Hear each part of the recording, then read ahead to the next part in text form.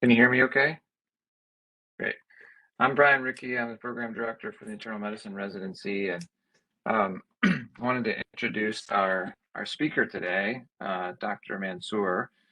So many of you know Dr. Mansour, I believe. He's an associate professor in the Division of Hospital Medicine at OHSU. He completed his undergraduate training at the University of Portland, after which he completed his MD training at OHSU School of Medicine. He was then a resident and then chief resident of the internal medicine program at OHSU, where he distinguished himself in many ways around medical education and diagnostic reasoning, physical exam. He has taught innumerable students and residents. He has such a passion for education, and I can personally attest. He taught me when I was a resident. He was one of my chiefs. And I think really because of this passion, he has a strong social media presence beyond OHSU. He's really nationally recognized for his expertise. Among his many accomplishments are launching the procedure service in the Division of Hospital Medicine, and he authored the very well-respected book Frameworks for Internal Medicine, which I'm sure many of you have seen or have. And beyond his skills as a clinician, he's just a wonderful person. So a huge thanks to Dr. Mansour, for joining today to present on the art and science of diagnostic reasoning. Thanks so much for being here. Thank you, Brian. That was really kind. Let me share my screen and optimize for motion video. Okay, hopefully you can see this. I'm also going to pull up my chat box as well. This is an interactive talk, so I'll ask questions. Feel free to use the chat box if you guys want. You can also speak up into the microphone and you can ask questions at any point. Don't worry about interrupting me. It's not a problem at all. I'll also keep my eye on the chat box as well. So we should really begin by asking the question, what is diagnostic reasoning? And there's probably no universally accepted definition for this term. The way I define it is the skillful acquisition and use of clues from the patient's history, exam, and other data to make a diagnosis. This is similar to how a detective will gather and use clues from a crime scene to solve a case. And again, it's the acquisition and use of clues, not just the use of clues, but the acquisition and use of clues. You could have the same crime scene with identical information in it. 10 different detectives could evaluate that crime scene, and some of them are going to glean important clues and pieces of information that others gloss over or miss entirely. And the same is true in medicine. As clinicians, it's our job, our responsibility to gather, to identify the clues at the bedside that we later use to make a diagnosis. And the process of making a diagnosis is a skill and an art form that requires understanding and lots of practice. And I think that's really developing diagnostic acumen is where we should be focused on in terms of medical education. I see students and residents, memorizing treatment and management algorithms all the time, and not for their standardized tests, and not enough time is devoted to developing diagnostic acumen. Making the diagnosis is the hard part in medicine. Once you've made that diagnosis of acute pericarditis, the hard part's over. Now you can simply look up what the treatment is, whether it's an NSAID or colchicine, what the dose is and duration.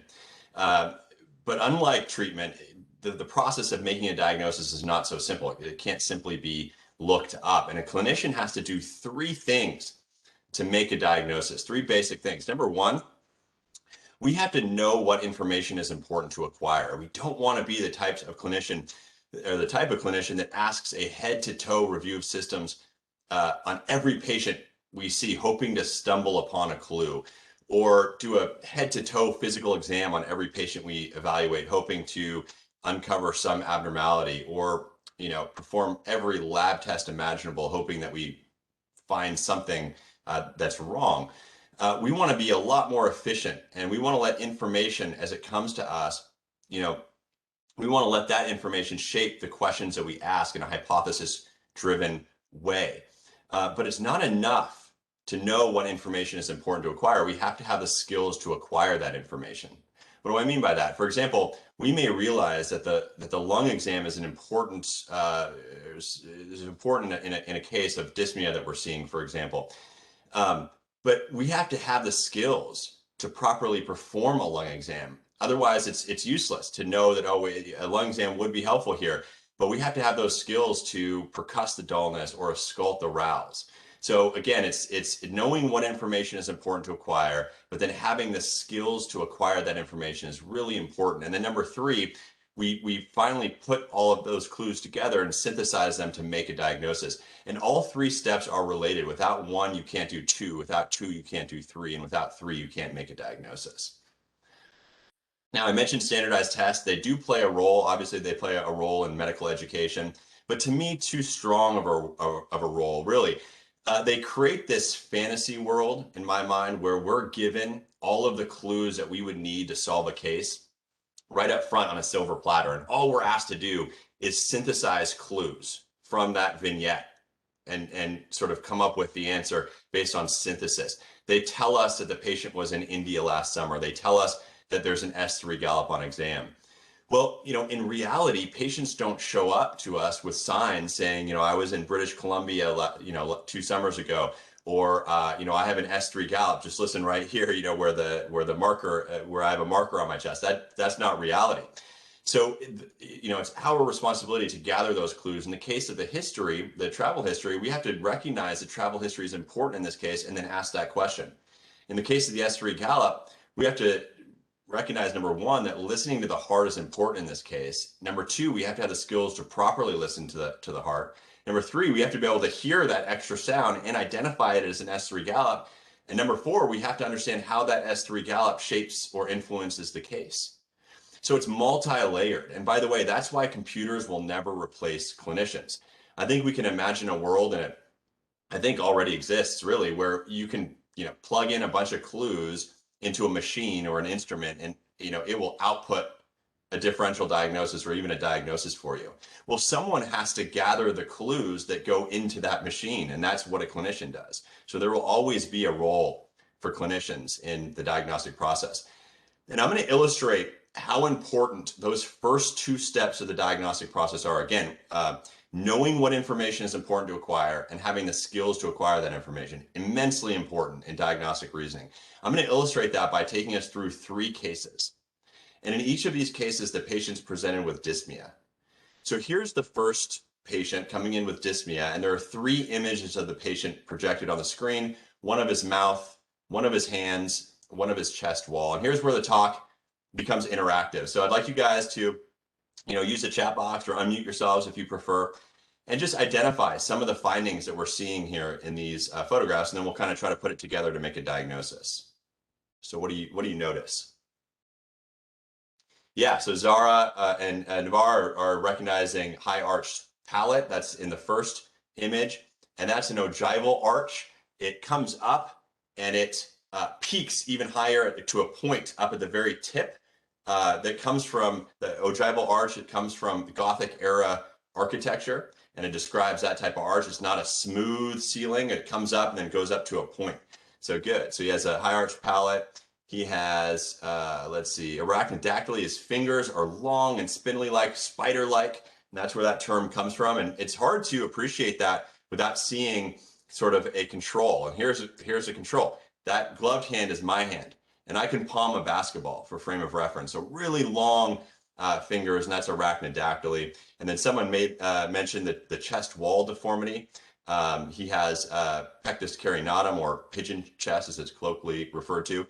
And yeah, he also has a scar on his chest, and that could play a role. Absolutely. You might also notice poor dentition, and that could certainly, we can come up with some hypotheses about what, condition he might have that's causing his dyspnea. Now, you all recognize this as Marfan syndrome. We're able to put these findings together. That's great. It's a little easier to put together this diagnosis when these clues are presented to us side by side like this, or on a standardized test. They would simply tell us the patient has a high arch palate, arachnodactyly, and a chest wall deformity. And all we have to do is synthesize those clues to come up with the diagnosis. But that's not what the complete clinician does. A complete clinician has to be able to gather these clues from the bedside. When Marfan syndrome becomes a hypothesis in our mind, we know it's important to look in the patient's mouth. Not only that, but we can recognize a high arch palate. We know that it's important to look at the patient's hands. Not only that, but we can recognize arachnodactyly. We know that it's important to look at the chest wall. Not only that, but we can recognize a chest wall deformity. That's the complete clinician, one who can do all 3 steps, not just step 3, which is synthesis. But we're not done with this case. Remember, this patient's presenting with dyspnea. So what valve conditions do patients with Marfan syndrome develop that can lead to dyspnea?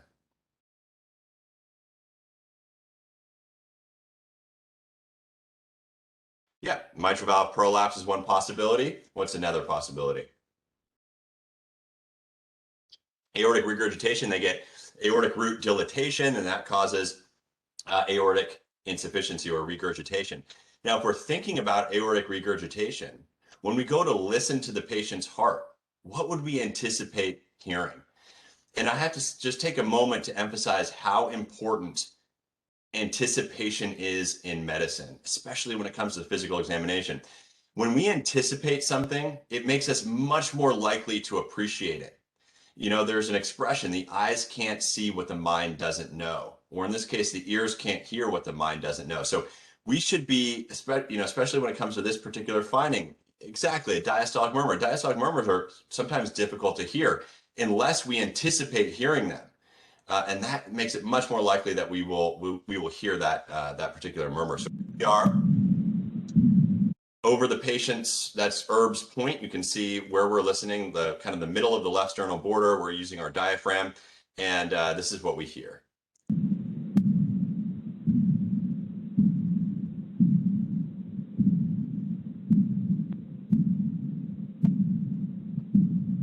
Now this is normal for frame of reference.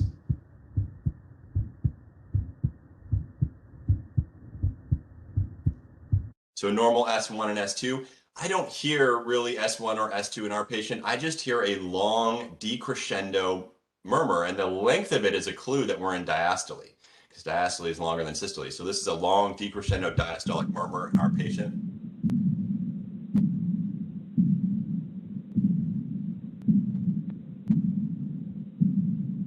And if we think that the patient might have aortic insufficiency, especially after hearing this very characteristic murmur of aortic insufficiency, what does the pulse look like in aortic insufficiency? When we look at the patient's neck, what might we see there?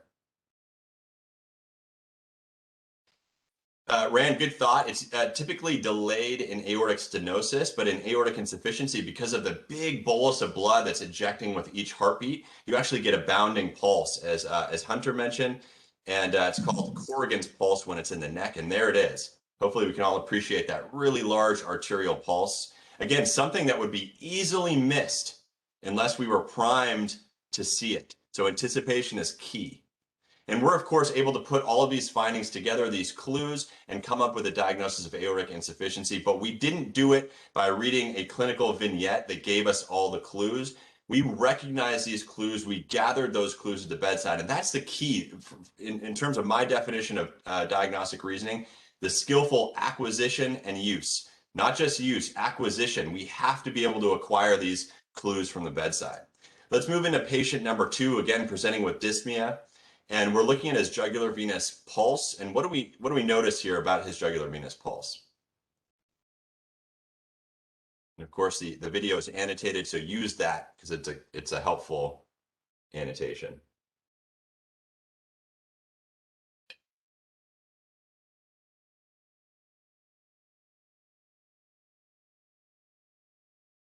Anybody recognize what's happening there? And the clue is that it sort of changing with the respiratory cycle. So what happens? So here he is in exhalation, and you can see the pulse right there in the middle of the neck. He starts to breathe in, and Rodriguez is absolutely right. This is known as Kussmaul sign, or paradoxical rise in the jugular venous pressure with inspiration. Normally the JVP drops with inspiration because we decrease our intrathoracic pressure and it pulls the column down. When the right heart has trouble filling with blood, because remember, we're mobilizing blood from the legs and elsewhere when we decrease intrathoracic pressure. And if the RV can't handle that influx of blood, it has nowhere else to go but up the neck. And so this is known as Kussmaul sign, and it tells us something about what's going on the right side of the patient's heart. What else is present in this video? Do you see this mark here below the A wave in our logo? Does anybody know what that circular mark is? And he had several of them arranged kind of in a pattern on his chest. Anybody know what that is? That's a radiation. Zara is absolutely correct. That's a radiation tattoo marker, indicating that this patient has had radiation therapy to the mediastinum in the past. And now, how can we put these two clues together that we acquired at the bedside? Kussmaul sign and previous radiation to the chest. How can we put those two clues together to come up with an explanation or a hypothesis as to why this patient's dyspneic? Yeah, could he have constrictive pericarditis? It's a great thought. And if we think back to our machine and we put those two clues into the machine, it's going to come up with constrictive pericarditis. It might also say, radiation-induced valvular disease leading to cor pulmonale and Kussmaul sign. It could be radiation-induced interstitial lung disease leading to cor pulmonale and Kussmaul sign. It could come up with multiple of these potential answers. But again, life's not so simple. The machine has to have those clues. And we have to be at the bedside identifying Kussmaul sign and the radiation tattoo marker to understand, what these clues are. Any robot or any machine can synthesize information, but the complete clinician does all three steps. And this is a close-up of the radiation tattoo marker. You should look for these. Sometimes patients are obtunded. Sometimes they don't recall their history. In fact, this guy, he was surprised when I asked him. I said, when did you have radiation therapy? He looked at me shocked. He said, how did you know I had radiation therapy? I haven't thought about that in decades. I didn't tell anybody because I didn't think the radiation I had, 40 years ago when I was a teenager had any bearing on my health today. And in fact, it does, because that's exactly when, radiation, the sequelae of radiation turns up, is decades later sometimes. And this patient did have constrictive pericarditis. So nice job, Namara, with that one. Patient number 3, again, presenting with dyspnea. In addition to the dyspnea, this patient has the clinical syndrome of heart failure. So it's coming in with orthopnea, weight gain, has elevated JVP, and here are his vital signs. And what do you all notice? Is there a particular vital sign that stands out to you here? Yeah, exactly. Look at that wide pulse pressure. Wide pulse pressure, the difference between the systolic pressure and diastolic pressure, quite large here. We normally think of like 120 over 80, pulse pressure of around 40. Here it is over 100. So he has a wide pulse pressure. And what valve condition do you think of when you see a wide pulse pressure? That's exactly what I think of too, Marisol. I think aortic regurgitation. And in fact, before I even walked into this patient's room, I said, oh, this is just another case of aortic insufficiency, case closed. So what do I do when I go in there? I look at his hands, and there's so much information in the hands. And this is a video. So what do you appreciate in this video of the patient's fingernails?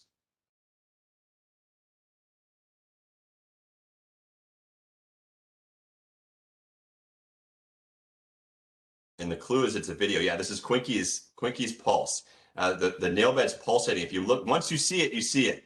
If you look closely, the nail bed is blinking, basically. It's pulsating. It's going from red to white. And that's, again, a sign of aortic insufficiency. So this is easy. Medicine's so easy. That's exactly what this patient has. I don't even need an echo. But of course, when I go to listen to the patient's heart, I don't hear that diastolic murmur. And when I do get the echo, aortic valve is totally pristine. Normal aortic valve, no aortic insufficiency. So now what?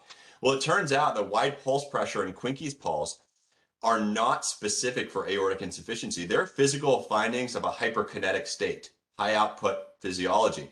And when you have the combination of heart failure and high output or hyperkinetic findings on exam, you should absolutely think about high output, an entity called high output heart failure. Normally we think about in patients with heart failure, they have low cardiac output, and that's what is giving them their symptoms. In a small subset of heart failure patients, they actually have increased cardiac output. And when this patient went for a right heart cath procedure, and by the way, the cardiologist looked at me sideways when I said, yeah, when I asked him for a right heart cath they said, what, based on a nail bed finding? What are you talking about?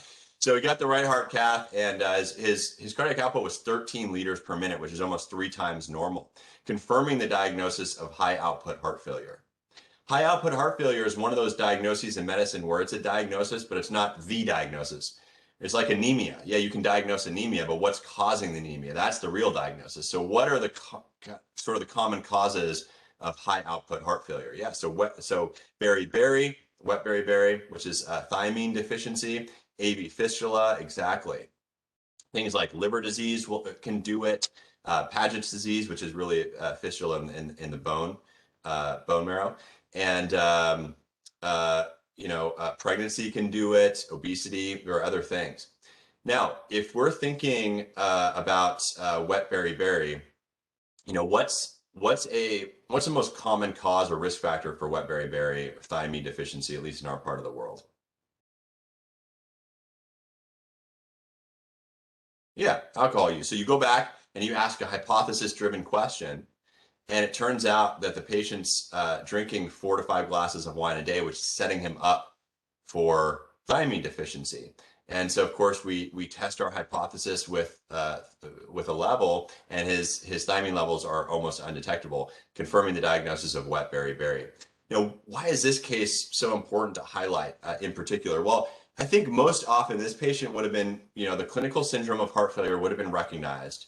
The echocardiogram was totally normal. And what do we call that? We call that heart failure with preserved systolic function, which is a very common diagnosis, something we diagnose every day. And he probably would have been given that label, and he would have said, we're not sure why you have this, but take these diuretics and you'll feel better. Well, it's so important to be able to recognize the wide pulse pressure, the Quincke's pulse. Those clues at the bedside allowed us to make the diagnosis of high output heart failure and wet beriberi. And why is that so important? Because it's totally treatable. In fact, it's curable. Look what happens to his blood pressure over time with alcohol cessation and thiamine replacement. Systolic is in blue, diastolic is in orange, and the bottom green line is the difference between them, or the pulse pressure, and it really narrows over time, and he no longer needed diuretics. He was totally cured of his condition based on those clues that were gathered at the bedside.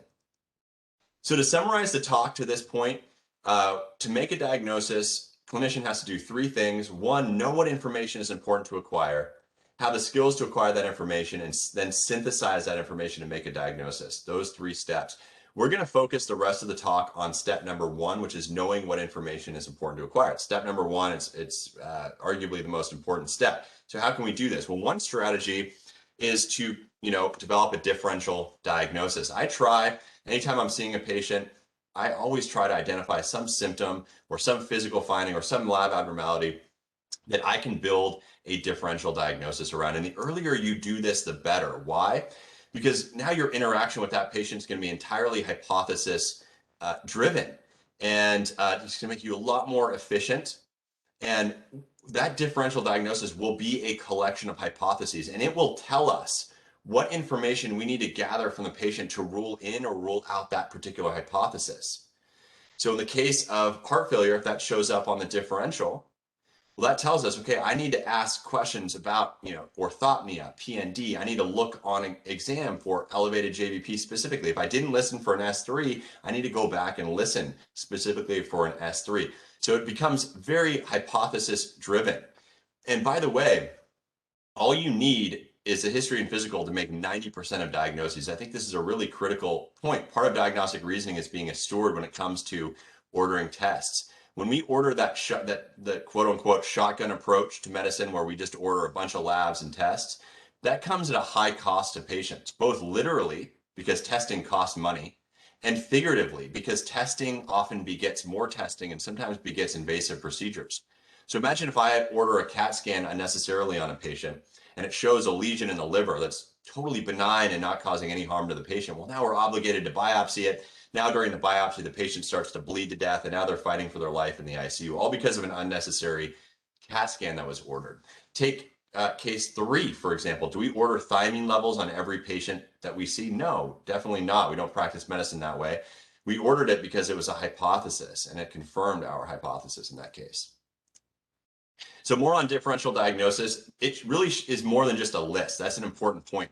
It should be organized in some way. And the non-medical example I like to give is, imagine if I asked you all to name all the states in the United States of America as quickly as you could, randomly. Well, you get going for a while, and then eventually you kind of slow down, become disorganized, and come to a stop. Well, if instead of doing it randomly, you said, okay, I'm going to have a method behind this. I'm going to do this alphabetically. Start with the states, start with letter A, then move to B, then C and D, and so on and so forth. Or you did it geographically and said, okay, I'm going to start with where we're at in the Northwest, then I'm going to move to the Southwest, Northeast, Southeast. You'd be a lot better off.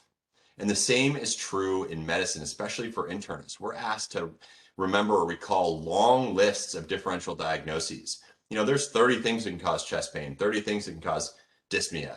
There's a long list of things that can cause vasculitis. And here they are kind of randomly listed. And it's very hard to sort of approach vasculitis or even recall this differential when it's just a linear sort of list of diagnoses like this. So don't do that. Here's the same list of systemic vasculitides organized into a framework. And that's all a framework is. A framework is just an organized differential diagnosis. And here's systemic vasculitis organized by the size of blood vessel involved. So large vessel, medium vessel, small vessel. It becomes so much easier to recall this list of systemic vasculitides when we have this kind of framework in mind. In fact, that's one of the big benefits of the framework system, is that it really is great for memory and recall. And it sort of makes sense that would be the case, but this is actually based on evidence. They studied this back in the 50s and 60s in the memory and learning literature. And they took a group of individuals and gave them a list of words at random and said, memorize these words. They gave a second group the same words, but this time the words were organized. They were tethered together in some way. And here's an example of that. And this is a framework. This is absolutely a framework. And they quizzed both groups later on. And of course, the group that had the benefit of the framework, they were much more likely to recall that list of words. So it's great for memory and recall. The other thing that a framework can do, depending on the framework, is it can really help you sort of with your diagnostic workup. It can suggest what workup you need. So if we look at the systemic vasculitis framework again, and we look at the small vessel arm, well, that subdivides by ANCA positivity. So if we have a patient and we're thinking about small vessel vasculitis, and we have this framework in mind, that automatically suggests to us a serologic test that we might want to consider ordering. The same is true for the framework of pleural effusion, which subdivides by transdate and exdate, which of course is based on Light's criteria.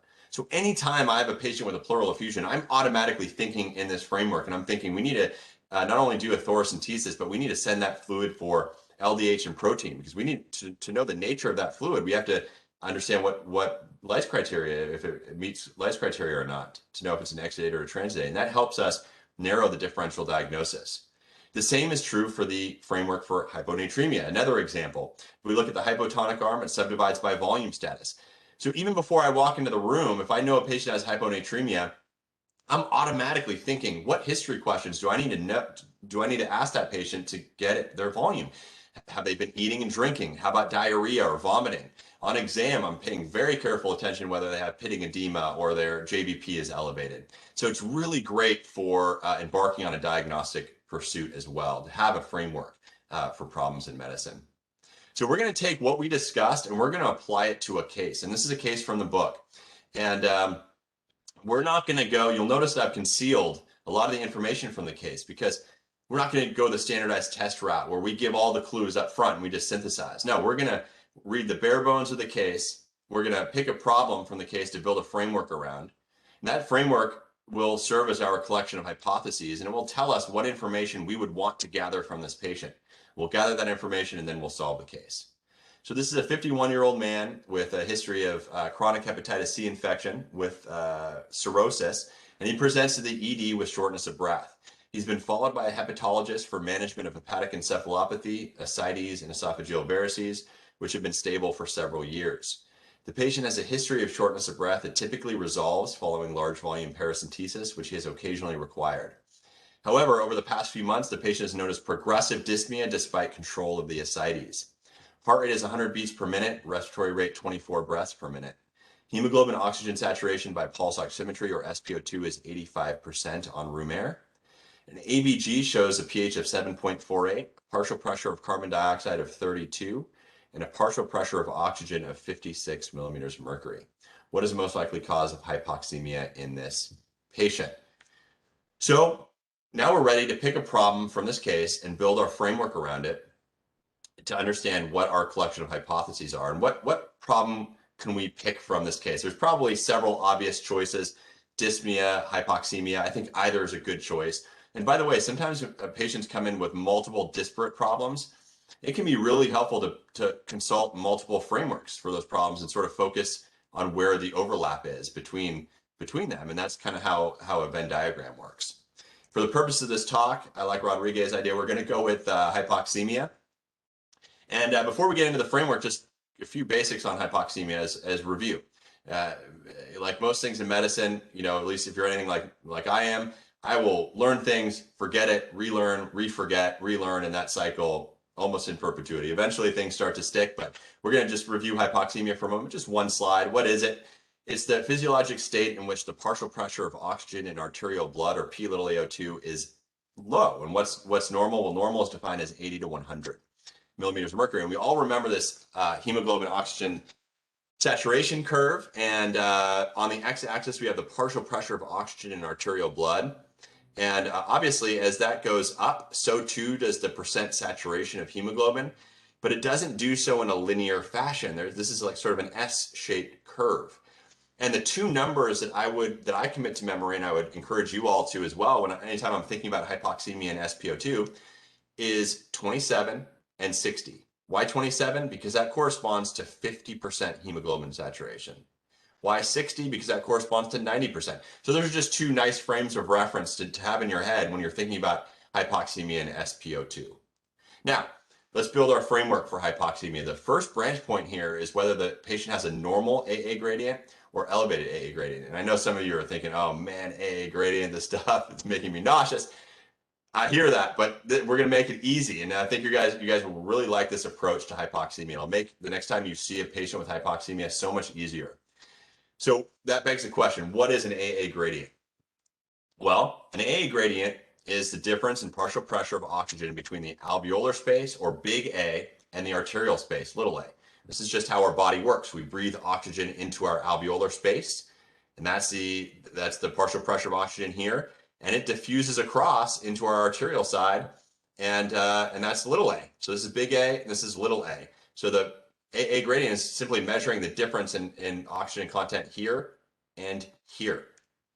How do we know what big AO2 is? How do we know what little AO2 is? Well, big AO2 is calculated using the alveolar gas equation, which again, don't worry, we're gonna really simplify this. And little a is just measured. It's not calculated, it's measured with an ABG. So let's talk about calculating big AO2 or alveolar oxygen. So this is the alveolar gas equation. And again, it looks scary. It's really not. It really just breaks down to two terms. The first term is your partial pressure or your fraction of inspired oxygen multiplied by barometric pressure. So it's basically just how much oxygen is around to be breathed in. And the second term is a function of your carbon dioxide level, or PaCO2, which is a function of how well we're ventilating. So the first term is just how much oxygen is around to be breathed in. The second term is how well we're breathing that oxygen in. It's really that simple. So what's the fraction of inspired oxygen in room air? It's 21%. Barometric pressure at sea level is 760 millimeters of mercury. Water vapor pressure, don't worry about that so much, it's 47. Partial pressure of carbon dioxide in arterial blood is generally around 40. And the respiratory quotient, again, don't worry about it. It somewhat depends on diet a little bit, but in general, it's usually 0.8. So let's calculate what our big AO2 is here in Portland. Okay, so we're going to plug in the numbers, 21%, 760, 4740, 0.8, and out comes a value of 100 millimeters of mercury. So that's how much oxygen our lungs are seeing. And if we have normal lungs, let's say pristine lungs, and there's zero AA gradient, so what's here is diffusing across perfectly into our alveolar space, it's going to be roughly around 100, and that's why we're saturating at 100%. Now, I gave this talk to a group in Mexico City and learned that they are not anywhere near sea level like we are here in Portland. They are something like 7,000 feet above. So their atmospheric pressure is a little bit lower. Instead of 760, it's actually 580. And because of compensatory hyperventilation, the CO2 level is not 40, it's 30. So when you plug in these values, you come out with a number of 75 millimeters of mercury. And again, let's say zero AA gradient. Well, the little a can only be as good as the big A. And so let's say it's in the mid 70s, well, they're saturating the low 90s, and that's normal for Mexico City. Turns out we're allowed a bit of an AA gradient. No lungs are perfect lungs, and so it depends on age. At age 20, we're allowed a gradient of up to 17, and it goes up from there. Now, back to the framework. Now that we know what an AA gradient is, let's focus on the arm of the framework in which there's a normal AA gradient. I know some of you are thinking this because I thought this in cycles until it sort of stuck for me. How can somebody have a normal AA gradient and be hypoxemic? That doesn't make any sense. Well, it does, because it comes back to the alveolar gas equation, the fact that little a is at the mercy of big A. So if something compromises big A, well, little a is going to be compromised as well. And so let's go back to the alveolar gas equation and those two terms. If something compromises the amount of oxygen around to be breathed in, or something compromises the ability for us to breathe it in, either of those two things is going to cause big AO2 to be low. And those two things, again, are reduced partial pressure of inspired oxygen and hypoventilation. Now, some of you are thinking, well, it still doesn't make sense. Well, let's go through an example. Here's a patient who's hypoventilating to a PaCO2 of 80, okay? So we plug in all the same numbers, and now their P big AO2 is only 50, not 100. So even if their lungs are completely normal with a 0 AA gradient, little AO2 is also only going to be 50 millimeters of mercury, and they're by definition hypoxemic. They're going to be saturating in the mid 80s. So again, 0 AA gradient, but hypoxemic. So what are some of the causes of reduced partial pressure of inspired oxygen and hypoventilation? I'll let you guys do some of the talking now.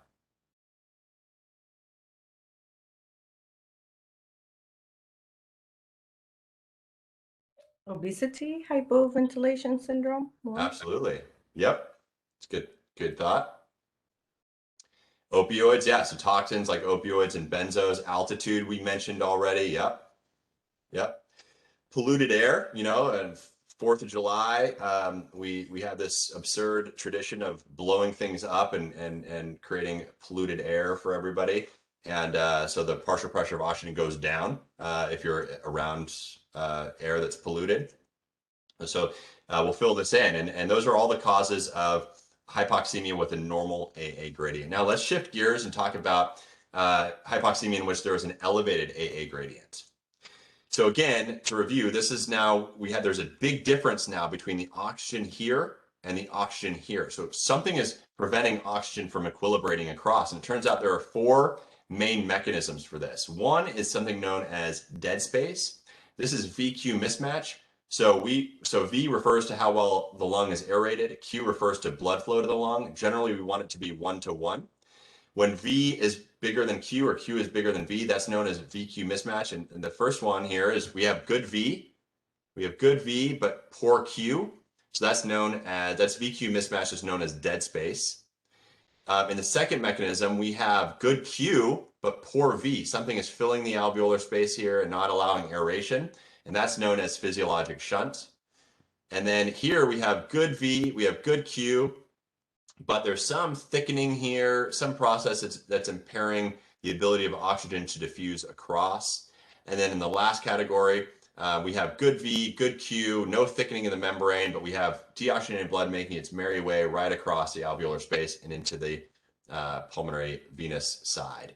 And that's known as anatomical shunt. So let's fill in some of this differential. So what's the kind of the class? We'll just do maybe one for each. What's a classic cause of dead space where you have good aeration but no blood flow to an area? Yeah, PE, exactly. There's some other things that will do it as well. How about physiologic shunt? What are some things that will fill that alveolar space? Yeah, so it could be pulmonary edema, non-cardiogenic in the form of ARDS. It could be cardiogenic, could be pneumonia, so blood, pus, water. Exactly. Maybe it's not filled with something, maybe it's atelectatic, so collapsed lung will do it as well. Yep. How about impaired diffusion? What's the classic disease or condition that causes thickening of the membrane there that impairs diffusion? Interstitial lung disease. Good. And then how about the last category? What are the 2 locations in the body where anatomical shunt shows up? Right to left shunt. We mentioned left to right shunt earlier in our conversation about high output heart failure. This is right to left shunt. What 2 organs are typically involved in right to left shunt? Yeah, so where can those AV malformations be? You know, and the lungs are one of those places. So the lungs is one place and the heart is the other place. So usually intracardiac or intrapulmonary. Exactly. Now let's get back to our case, and let's start with the question, what is the AA gradient in this case? That's the first thing we want to know. Well, we have our PaCO2, so we can calculate the big AO2 in this case. We plug it in, 110 millimeters of mercury. And we know what the little AO2 is, because remember, it's not calculated, it's measured with an ABG, it's 56. So what's 110 minus 56? 54. So that's elevated just regardless of age. He's 54, so it's twice normal. So we know we're dealing with this arm of the framework, this half of the framework. And anytime you can narrow your differential this way, straight off, right away, you're on the right path. You're on the right path. This makes it much easier to approach our patient, because now we have a collection of hypotheses here that we can hone in on. And it tells us what information we would want to gather from the patient. So let's go through some of these just by way of practice. So pulmonary embolism, for example, if we're considering that, what are the questions on history that we would ask? What are the physical findings that we would specifically look for that we might miss unless we did so?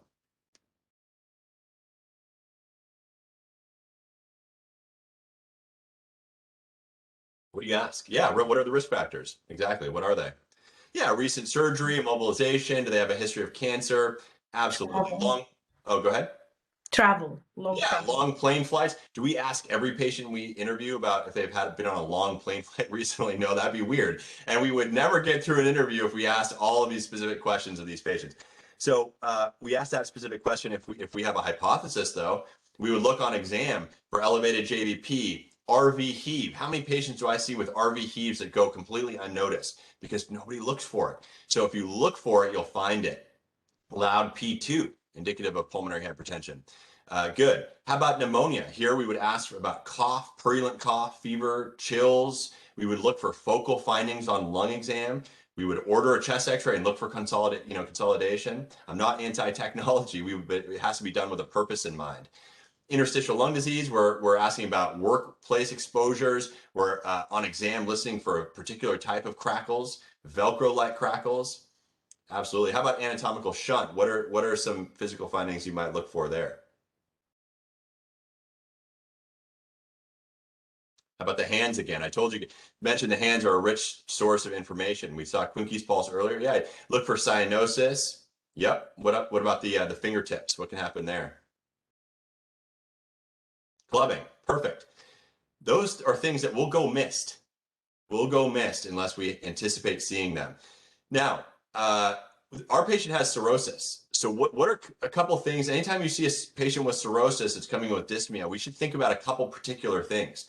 And of course, a patient with cirrhosis can have any of these things, but there are some things that they are prone to developing that we should hone in on. What are some of those things? Yeah, could they have ascites that's causing mechanical compression of their diaphragm and making it difficult for them to breathe? Could they have hepatic hydrothorax and a pleural effusion causing hypoxemia? Absolutely. What else? Yeah, hepatopulmonary syndrome. So what is that? The patients with cirrhosis develop these dilated pulmonary capillaries at the base of their lungs. And sometimes they actually develop AVMs as well. So it actually belongs not only in the physiologic shunt category, but also in the anatomic shunt category. And they develop these right to left shunts, and it's at the base of the lungs. And that's important because they develop particular symptoms. What would you ask them? Yeah, platypnea. What is platypnea? That's where it's the opposite of orthopnea. They're short of breath sitting up, and it gets better lying flat. Well, that's because when they sit up, because of gravity, most of the blood flow is at the base of the lungs. And so your shunt fraction is higher. When they lay back, now blood flow is more distributed throughout the three west zones of the lung.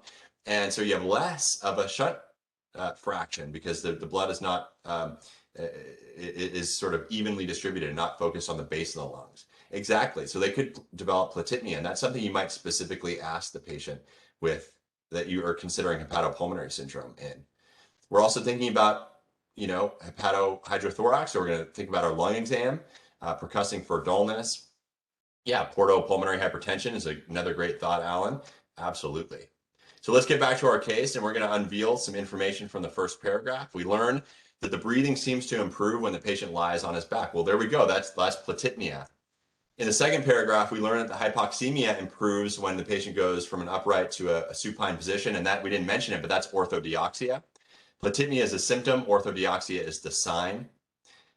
Multiple spider angiomas on the anterior chest, not surprising, he has cirrhosis. JVP is 7, well, that's really helpful because that takes away some of our hypotheses or makes them less likely. Heart failure, PE.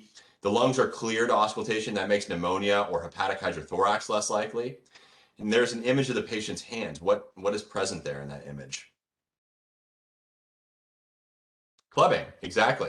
And in the last paragraph, we learn that this patient gets an echocardiogram. And I should have asked you, actually, before I reveal this, what if you wanted to kind of prove the existence of a right to left shunt, you would get an echo, not just any echo, you'd get what's called a bubble study.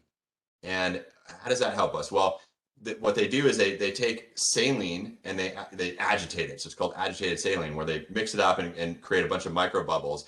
They inject them in the right side of the heart, and there the bubbles are. They should never show up on the left side of the heart because the bubbles travel from the right heart to the lungs and they dissipate in the lungs. If you see those bubbles show up on the left side of the heart, like you do in image B here, that tells us there must be a right to left shunt that's bypassing the lung. Does anybody know how you can tell the difference between an intracardiac shunt and an intrapulmonary shunt with the bubble study? Yeah, it's all about timing. Exactly. So if it happens right away, if those bubbles show up on the left right away, you know it's an intracardiac shunt. If it takes time to show up, blood has to go from the right heart through the lung, through that shunt back to the left heart. That's more indicative of a intrapulmonary shunt. And this occurred after 8 cardiac cycles, which is delayed. So what's our diagnosis here? Not a trick question. We've already identified it.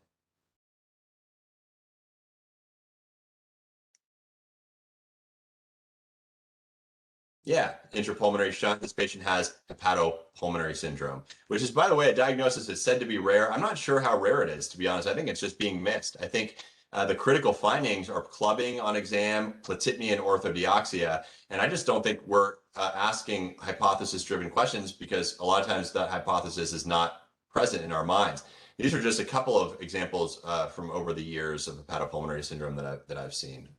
To summarize the talk, we define diagnostic reasoning as the acquisition and use of clues to make a diagnosis, but a strong emphasis on acquisition. If you take away only one thing from this talk, it's that life in medicine is not a standardized test. We don't walk around with information and clues being given to us and just say, just being asked, synthesize. That's a robot. That's a machine. That's, Google, whatever word you want to use to describe it. That's not a clinician. Clinician gathers the clues from the bedside. We solved a case. We picked a framework early on that served as a collection of hypotheses that allowed for a hypothesis-driven workup that allowed us to solve the case. Thank you all again for having me. It was a lot of fun. These are the references from the talk. And here are more resources if you like the videos and if you like physical exam and using this stuff to make a diagnosis. Check out our website, pdxpdx.com. It's all free and educational, and we hope it helps. You're very welcome. I'm happy to stick around, answer questions, talk about the stuff, whatever you guys like.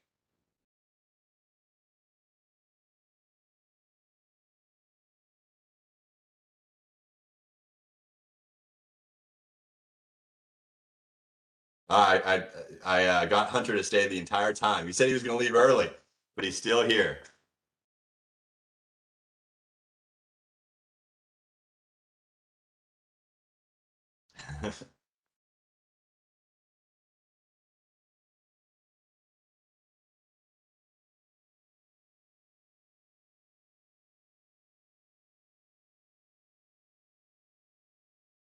Any questions or thoughts?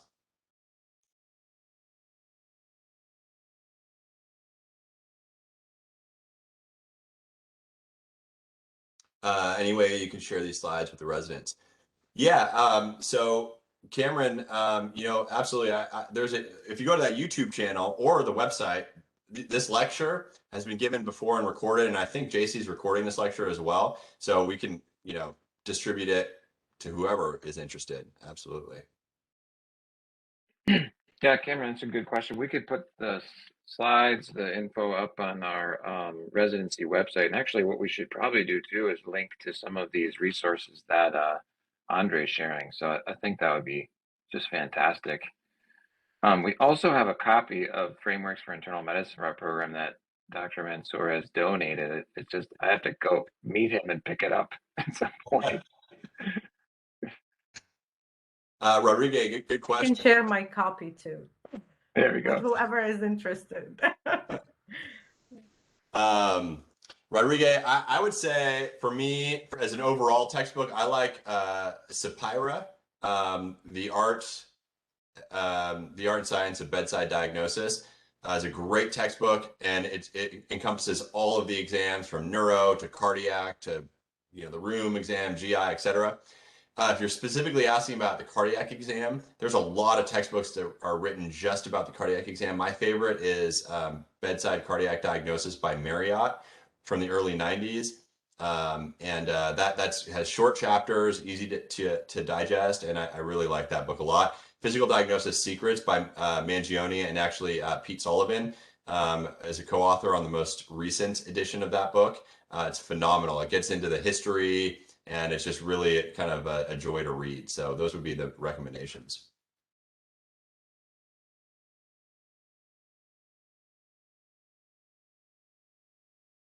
It's thank you, Andre. It's nice reminder to look for differential diagnosis early on, not wait for all the clues. Sometimes we just kind of try to narrow the differential diagnosis to the point that we forget about the more rare things, and we go with common come first, which is okay mostly, but not with every patient. So thank you. Absolutely. Yeah, and they sort of piggyback off each other. If you have a differential diagnosis already, if you're generating that in your mind, it's going to make you more likely to pick up clues because, again, it should be hypothesis driven. And when we think about things, hepatopulmonary syndrome, it makes us, oh, I should ask about, are you more short of breath when you lie down or when you sit up? Otherwise, we're never going to ask that question. The patient's not going to offer that either, generally speaking, unless you specifically ask for it.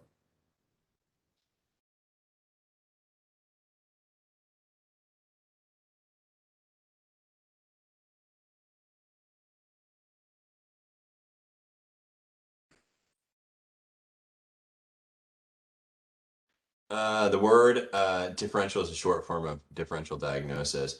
This would mean we do not say my differentials, right? I think you could say I think I use that term. I'll say, well, my differential for this, or I think that's okay to use, Rodriguez. I think you could say that. Yeah, it means your differential, my differential diagnosis. But yeah, people shorthand things. You can say that.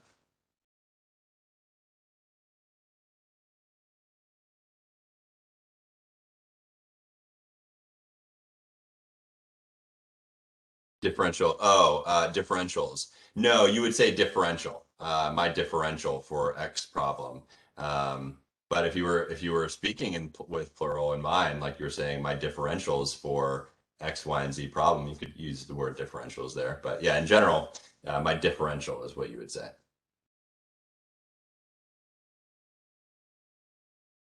But if you wanted to say differentials, I don't think anybody would have a problem with that either.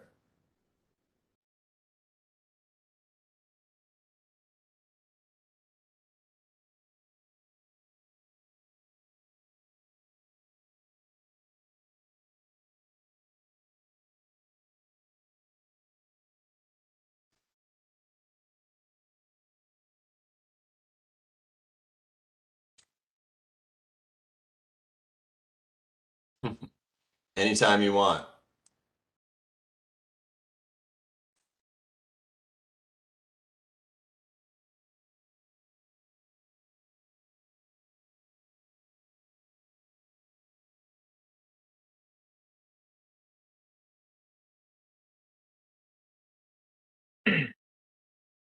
Well, thanks again, Andre. I mean, I like the suggestion from Rodriguez to get you back here to do another talk. So hopefully we can make that happen at some point. And thank you so much for stepping in kind of last minute here to give this as well.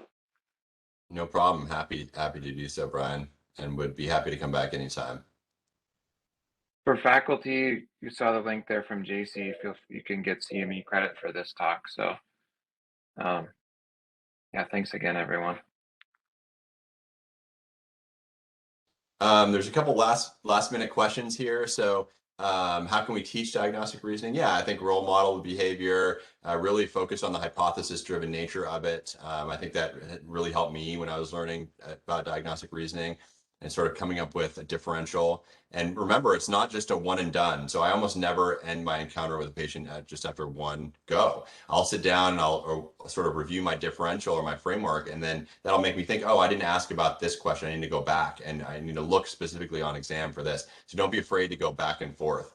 And then as far as going astray if you narrow too early, yeah, I mean, I think that you never want to close the diagnostic door too early. I don't think it's wrong or it's a bad idea to have a hypothesis early on, because you can test it. And, hopefully with the history and physical, and we're not spending too much resources testing a hypothesis, if it's an early one, but you can test it. And if it's looking consistent, you can continue to test it. If it's not, you can kind of rule it out early on. So I think that where some people come into some trouble is where they hone in on something and they forget about everything else, and they really kind of make it fit. There's something called being Procrustean. Procrustes is this, I'll let you look up the story, but basically making the narrative fit, or making the findings fit an idea. And so we should try to avoid that. And so that's one potential pitfall. And we can talk more later if you want about that. I'm glad you're tuning in from Finland. Welcome. Hi, I have to ask, what was that word? Procrustean? What was it? How do you spell it? Procrustean. Let me see if I can spell it.